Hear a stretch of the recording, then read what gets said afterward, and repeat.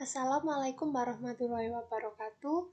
Perkenalkan, saya Nadia Tasya Amalia dari kelas Sistem Operasi 4F akan menjelaskan tentang tugas 5 algoritma priority dan shortest job first.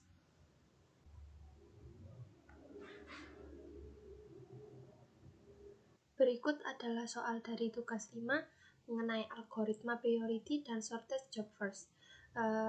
Ini adalah bagian proses, ada P1, P2, dan P3. Untuk P1 memiliki boost time 10, priority 3, dan waktu kedatangannya 0. Berarti dia yang datang paling pertama. Untuk P2 memiliki boost time 2, priority 1, dan waktu kedatangan 3.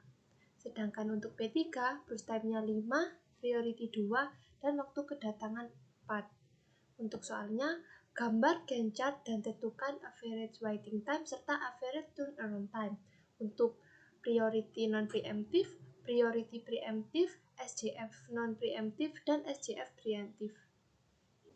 Berikut adalah penjelasan penyelesaian soal dengan algoritma priority non-preemptive. Di sini ada gambar tabel untuk soalnya dan ada gambar Gantt chart-nya. Untuk menggambar Gantt chart, yang dilihat pertama kali adalah waktu kedatangannya.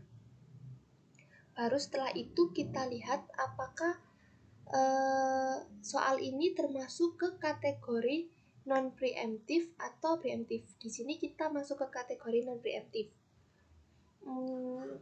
Karena P1 datang pada waktu ke-0, maka P1 akan diproses terlebih dahulu.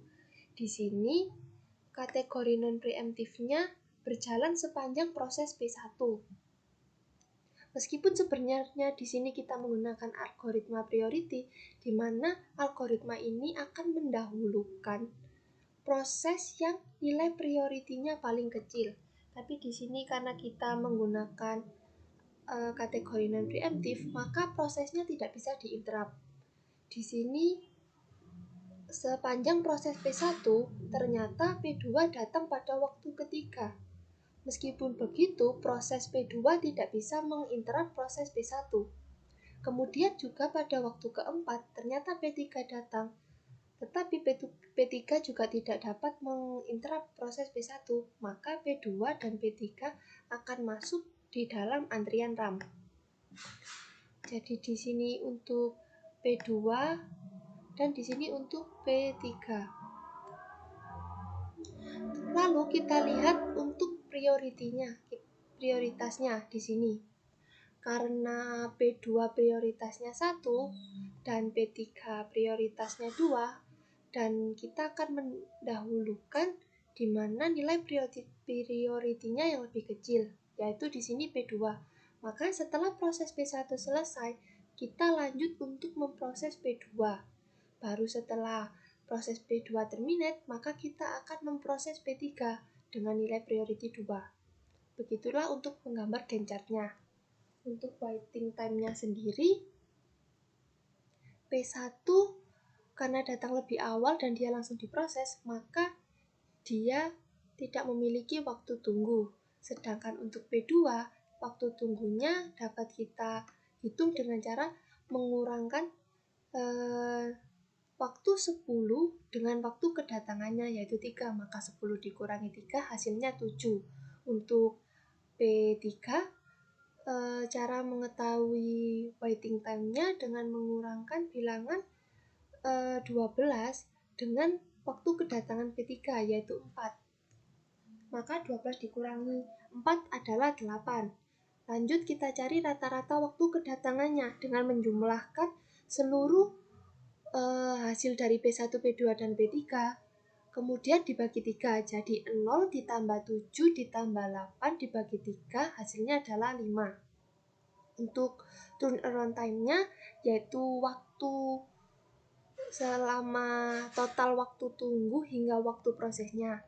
P1 di sini waktu tunggu hingga waktu prosesnya bernilai 10, sedangkan P2 dia datang dari waktu ketiga hingga waktu ke-12, maka 12 dikurangi 3 hasilnya 9, maka lama waktu tunggu hingga diprosesnya P2 adalah 9. Sedangkan P3 lama waktu tunggu hingga diprosesnya adalah dengan cara menghitung bilangan 17 ini dikurangi waktu kedatangan P3 yaitu 4, maka 17 dikurangi 4 hasilnya adalah 13. Lanjut mencari rata-rata. Mohon maaf, di sini ada kekeliruan, seharusnya ini turnaround time. Jadi untuk rata-ratanya, rata-rata dapat kita cari dengan menjumlahkan ini semua. 10 ditambah 9 ditambah 13 dibagi 3, hasilnya adalah 10,6. Lanjut ke pembahasan soal dengan algoritma priority preemptive. Jadi di sini kita masih menggunakan soal yang sama, hanya saja kita menggunakan kategori yang berbeda. Di sini kita menggunakan kategori preemptive. Untuk gambar gencarnya sebagai berikut, seperti gambar ini. Di sini P1 datang pada waktu ke-0, maka P1 akan diproses terlebih dahulu. Kemudian selama proses P1 ternyata pada waktu ketiga P2 datang. Karena di sini kita konsepnya menggunakan priority, maka proses dengan priority terkecil akan didahulukan. Di sini ketika nilai priority P2 di-compare dengan nilai priority P1, maka P2 yang akan didahulukan. Maka P2 akan mengintra P1 sehingga P2 akan diproses. Saat P2 diproses, ternyata pada waktu keempat P3 datang. Tetapi karena di sini nilai priority P3 lebih besar daripada P2, maka saat di-compare P3 tidak bisa mengintra P2 dan P3 harus menunggu hingga proses P2 selesai. Pada waktu kelima, ternyata proses P2 datang, maka dilanjutkan untuk memproses P3. Sebanyak dose time-nya di sini ada 5. Jadi ini adalah proses P3. Baru setelah proses P3, karena P1 memiliki nilai priority paling besar, maka yang terakhir diproses adalah P1 hingga terminate. Lanjut ke waiting time-nya. Di sini untuk waiting time P1, karena dia datang awal, maka waktu tunggunya yang pertama adalah 0. Sedangkan di sini waktu selama proses untuk P2 dan P3 juga menjadi waktu tunggu P1. Caranya kita dapat mengurangkan bilangan 10 dengan 3, maka 10 kurangi 3 hasilnya 7. Untuk P2, karena dia tidak memiliki waktu tunggu dan langsung diproses, maka waiting time-nya 0. Sedangkan P3, di sini P3 memiliki waktu tunggu 1 dari 4 ke 5. Waktu tunggunya 1 sebelum P3 diproses. Untuk rata-ratanya dapat kita hitung 7 ditambah 0 ditambah 1 dibagi 3, hasilnya adalah 2,6. Sedangkan untuk turnaround time atau waktu selama menunggu hingga diproses untuk P1 adalah 17. Jadi waktu tunggunya dari 0 hingga akhir ini adalah 17 total keseluruhan.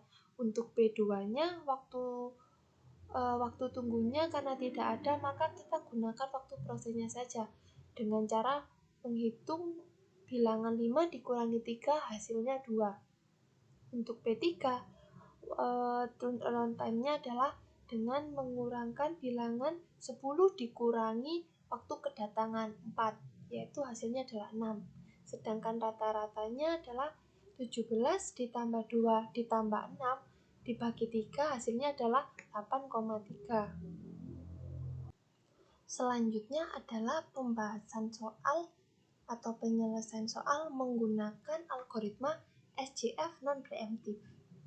Jadi di sini kita masih menggunakan soal yang sama seperti sebelumnya, dan berikut adalah gambar Gantt chart-nya. Jadi di sini karena P1 datang pada waktu ke-0, maka P1 akan diproses terlebih dahulu.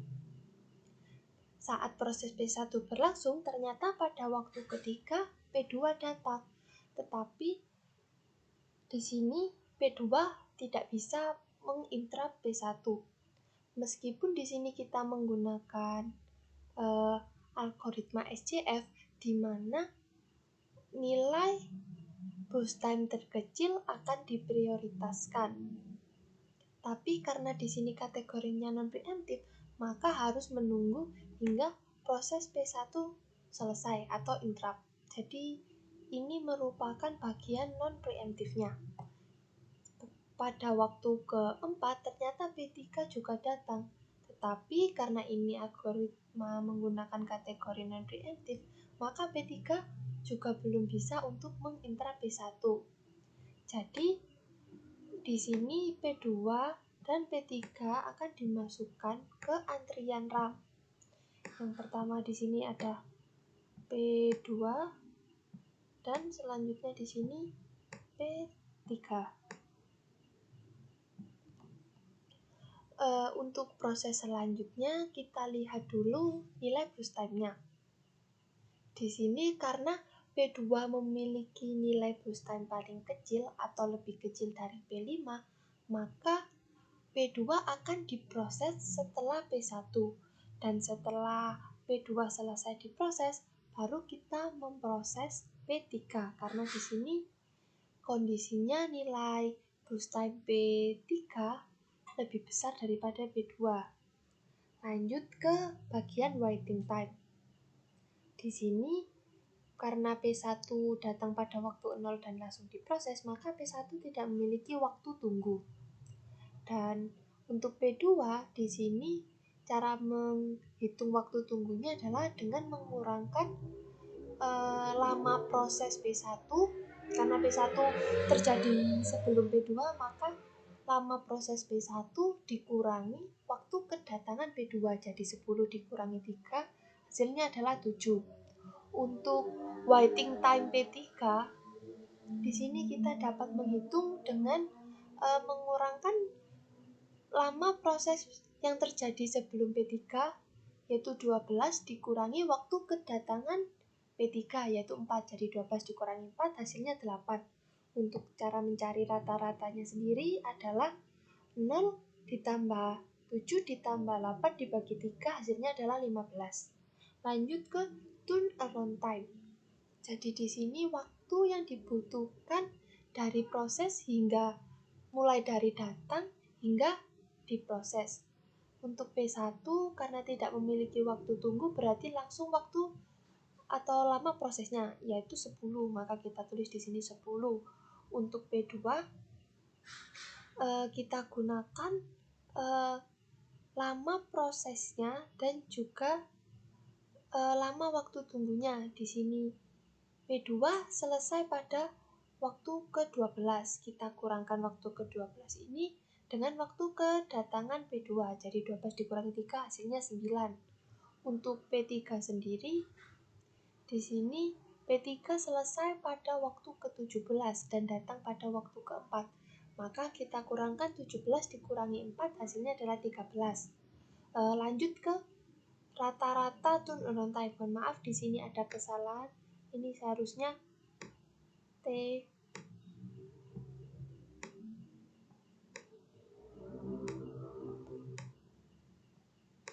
Seharusnya di sini adalah rata-rata turnaround time dan disingkat menjadi TAT. Langsung saja rata-ratanya kita jumlahkan 10 ditambah 9 ditambah 13 dibagi 3, hasilnya adalah 10,6. Lanjut ke penyelesaian soal menggunakan algoritma SJF preemptive. Di sini soalnya masih sama dan ini ada gambar Gantt chart-nya. Jadi untuk menggambar Gantt chart-nya tetap sama, kita lihat dulu waktu kedatangannya. Di sini waktu kedatangan P1 adalah 0, maka kita proses terlebih dahulu P1. Ternyata pada waktu ketiga P2 datang. Pada waktu ketiga P2 datang. Karena di sini konsepnya SJF adalah di mana nilai boost time terkecil, maka dia akan diprioritaskan atau didahulukan prosesnya. Di sini nilai P2 boost time-nya adalah 2, sedangkan P1 adalah 10. Ketika di-compare, maka P2 akan didahulukan karena nilai boost time-nya lebih kecil daripada P1.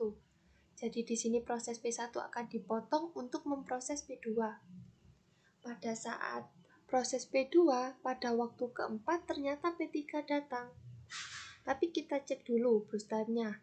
Di sini karena burst time-nya P3 lebih besar dari P2, ketika di-compare, P3 belum bisa mengintra P2.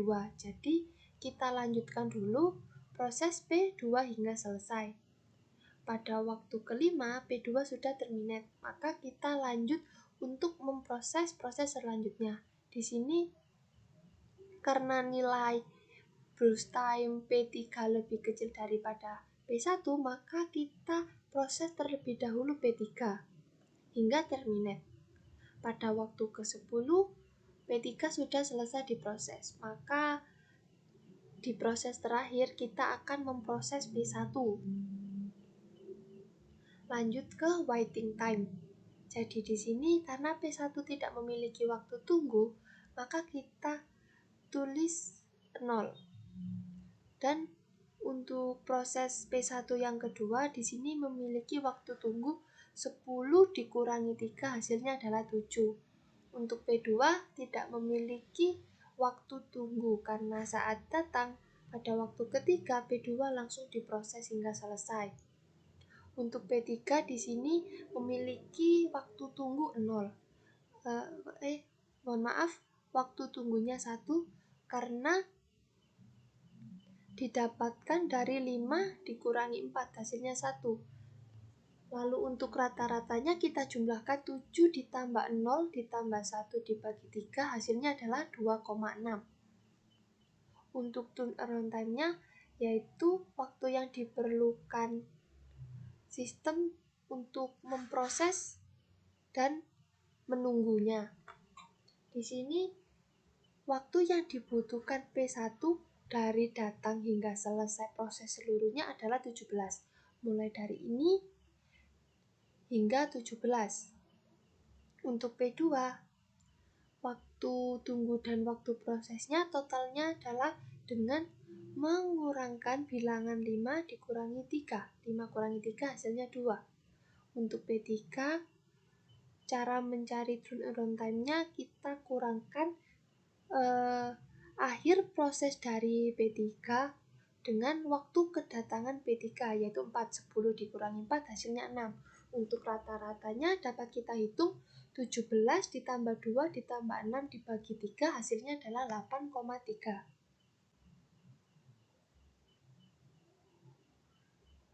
Untuk soal nomor 2 kita diperintahkan untuk membuat soal dengan algoritma yang kita pelajari sebelumnya. Jadi pada slide ini saya membuat soal menggunakan algoritma priority non-preemptive. Di sini ada sebuah tabel untuk soalnya, di mana pada kolom proses terdapat 3 proses. Ada P1, P2, dan P3. P1 memiliki burst time 7, priority 2, dan waktu kedatangan 0. Untuk P2, burst time-nya 3, priority 1, waktu kedatangannya 4. Dan untuk P3, burst time-nya 8, priority 3, dan waktu kedatangannya 6. Lanjut ke bagian Gantt chart-nya. Untuk gambar Gantt chart seperti berikut. Di sini dapat kita lihat bahwa P1 diproses terlebih dahulu, karena P1 datang pada waktu ke-0. Kemudian selama proses P1, P2 datang pada waktu ke-4, dan P3 datang pada waktu ke-6. Di sini meskipun menggunakan algoritma priority di mana seharusnya nilai priority terkecil akan didahulukan, tapi di sini karena kategorinya non-preemptive, maka kita harus menyelesaikan proses P1 terlebih dahulu karena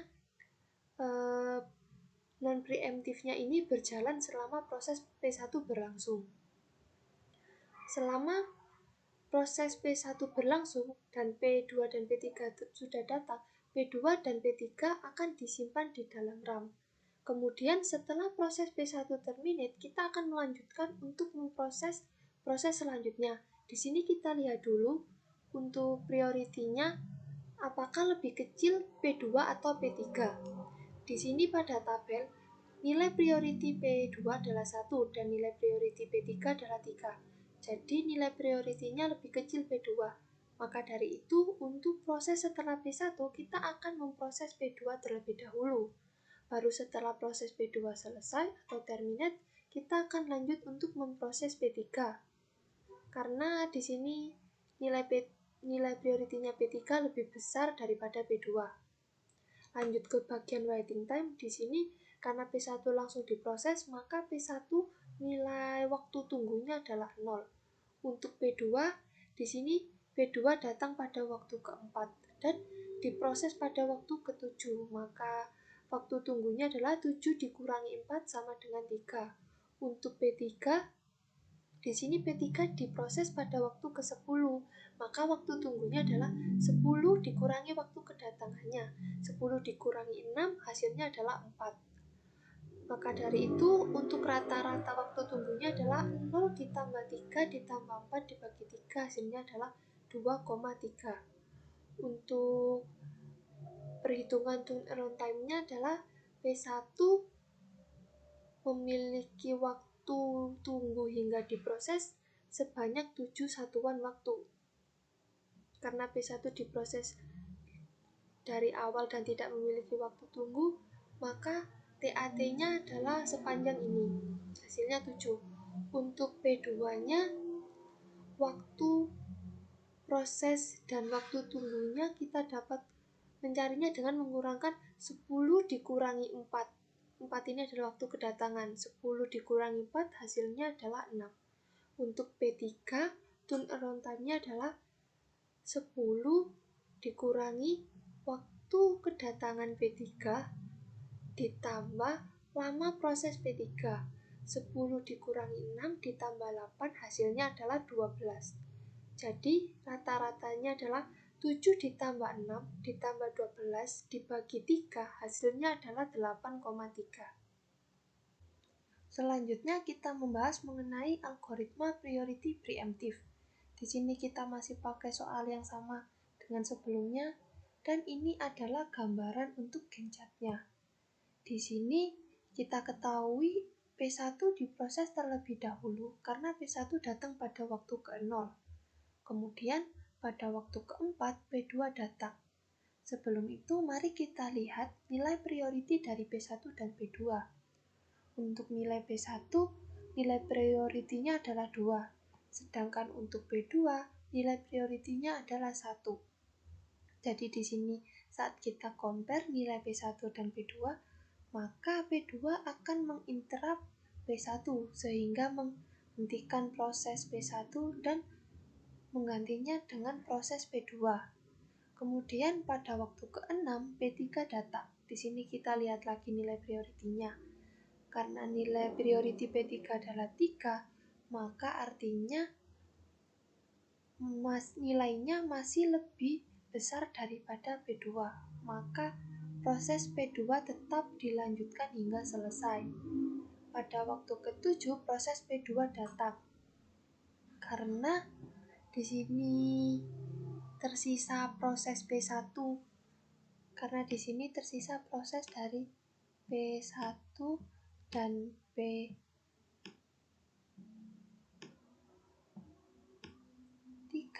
maka kita lihat nilai prioritinya.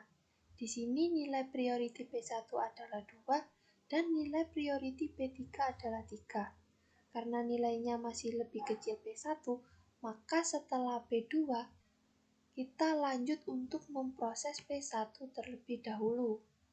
Setelah proses P1 terminate, kita lanjut untuk memproses P3 hingga selesai.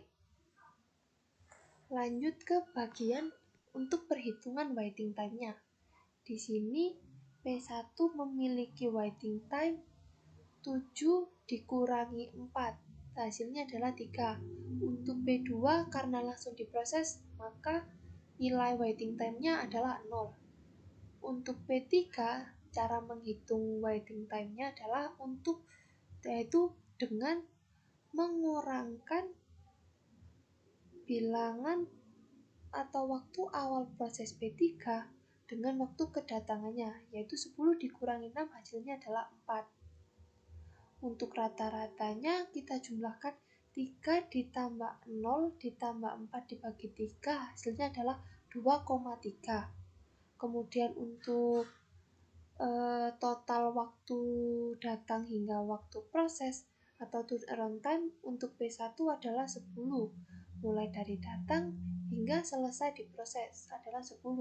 Untuk P2 waktunya adalah dengan mengurangkan nilai akhir proses 7, waktu akhir proses 7 dan dikurangi waktu kedatangan yaitu 4. 7 dikurangi 4 hasilnya adalah 3.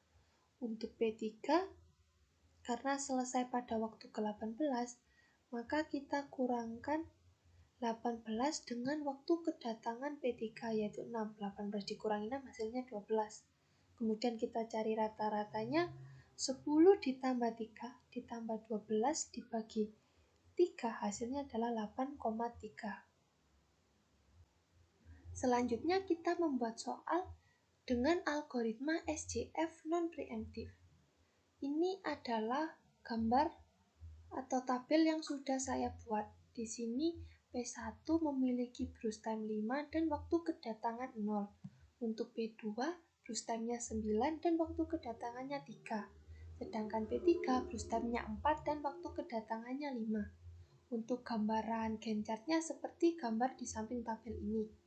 Di sini kita ketahui bahwa P1 diproses paling awal karena P1 datang yang paling utama. Kemudian pada waktu ketiga ternyata P2 datang.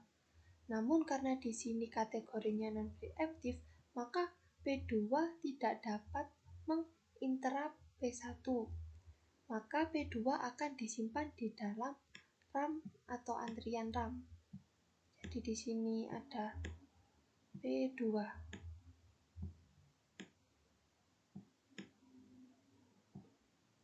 Selanjutnya, pada waktu kelima, ternyata P3 datang.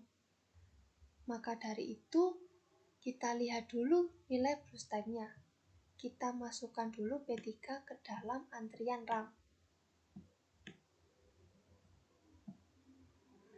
Karena konsep algoritma SJF ini adalah mendahulukan proses yang nilai brush time-nya paling kecil. Di sini kita bandingkan antara proses P2 dan P3.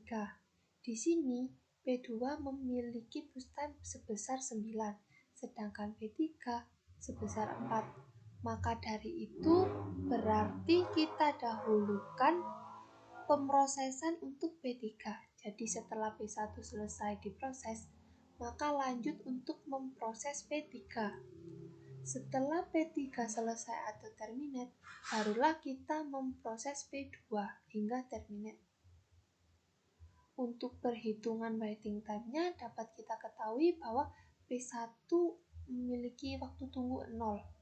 Sedangkan P2 waktu tunggunya adalah dengan mengurangkan waktu awal proses P2 yaitu 9 dengan waktu kedatangannya yaitu 3. 9 dikurangi 3 hasilnya adalah 6. Sedangkan P3 memiliki waktu tunggu 0 karena P3 setelah datang langsung diproses.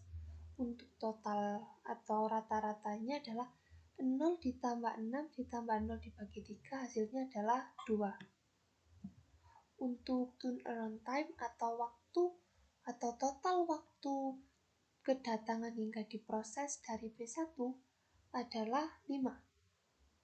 Sepanjang ini adalah proses P1. Kemudian untuk P2-nya, cara menghitungnya adalah dengan mengurangkan waktu awal proses P2 yaitu 9 dikurangi waktu kedatangannya 3 dan ditambah lama proses P2 atau brush time-nya yaitu 9. Sehingga 9 dikurangi 3 ditambah 9 hasilnya adalah 15. Lanjut ke P3.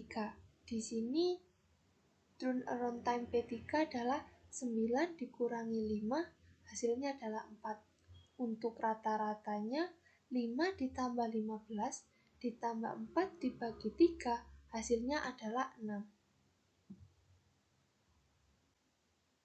Selanjutnya kita membuat soal mengenai SJF preemptive. Di sini kita ada 3 proses, P1, P2, dan P3. Untuk nilai brush time P1 adalah 9, waktu kedatangannya 0.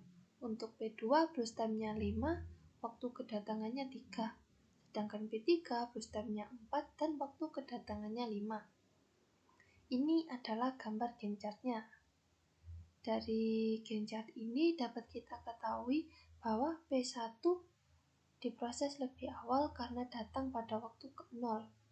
Kemudian pada waktu ketiga P2 datang.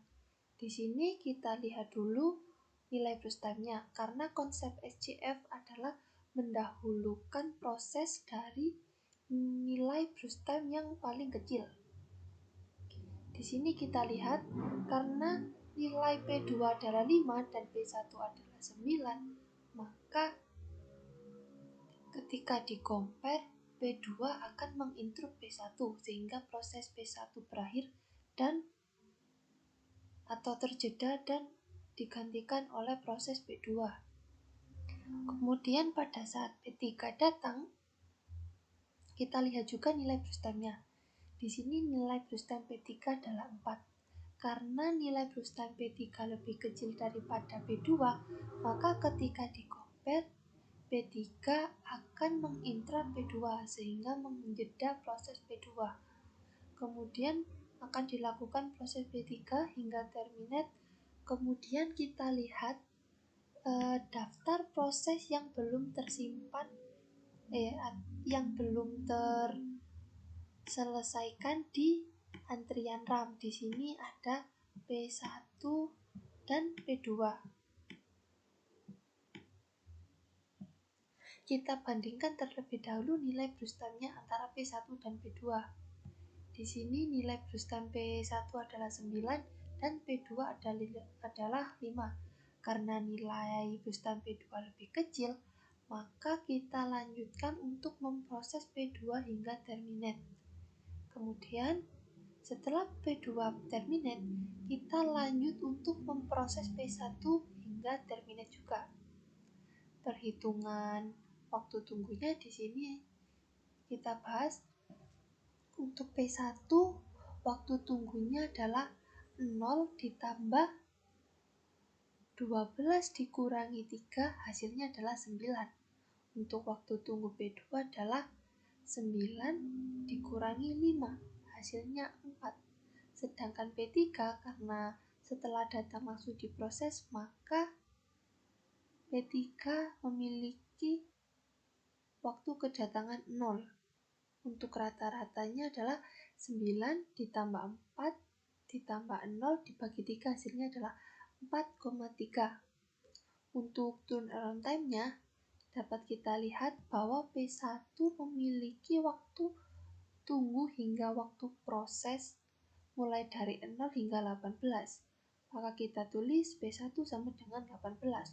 Untuk P2 lama waktu tunggu hingga diprosesnya adalah 9, diperoleh dari ketika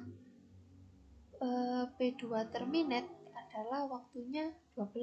Sedangkan ketika P2 datang waktunya adalah 3, maka 12 dikurangi 3 hasilnya 9. Untuk P3, karena P3 datang pada waktu kelima dan berakhir diproses pada waktu 9, maka dapat kita hitung dengan mengurangkan 9 dikurangi 5 hasilnya 4.